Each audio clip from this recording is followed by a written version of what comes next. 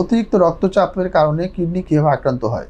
যখন মানুষের blood pressure অতিরিক্ত বেশি হয় এবং এর ফলে কিডনির উপর একটা ব্যাপক প্রেশার পড়ে, সেক্ষেত্রে দেখা যায় যে কিডনির ভিতরে যে রক্তনালীগুলো আছে, এই রক্তনালীগুলো শক্ত হয়ে যায় এবং চিকন হয়ে যায়।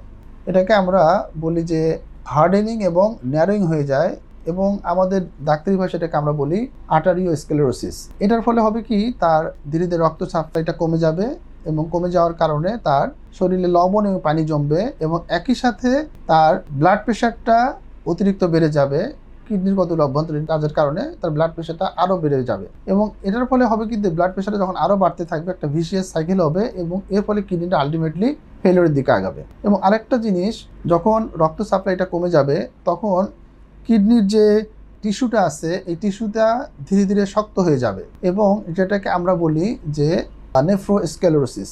তো এই আর্টারিওস্ক্লেরোসিস এবং নেফ্রোস্ক্লেরোসিস এই দুটো মিলে আলটিমেটলি দেখা যাবে তার কিডনিটা ফেল হয়ে যাবে। সাধারণত যাদের ক্ষেত্রে ব্লাড প্রেশার বেশি থাকে, এক্ষেত্রে 30-40% রোগীর ক্ষেত্রে দেখা যায় তার আলটিমেটলি কিডনি ইনভলভ হয় এবং সবচেয়ে তার কিডনি খারাপ হয়ে যায়, যেটাকে আমরা ক্রনিক রেনাল ফেলিওর বলি। ক্রনিক রেনাল ফেলিওর একটা অন্যতম একটা কজ হলো ব্লাড প্রেশার।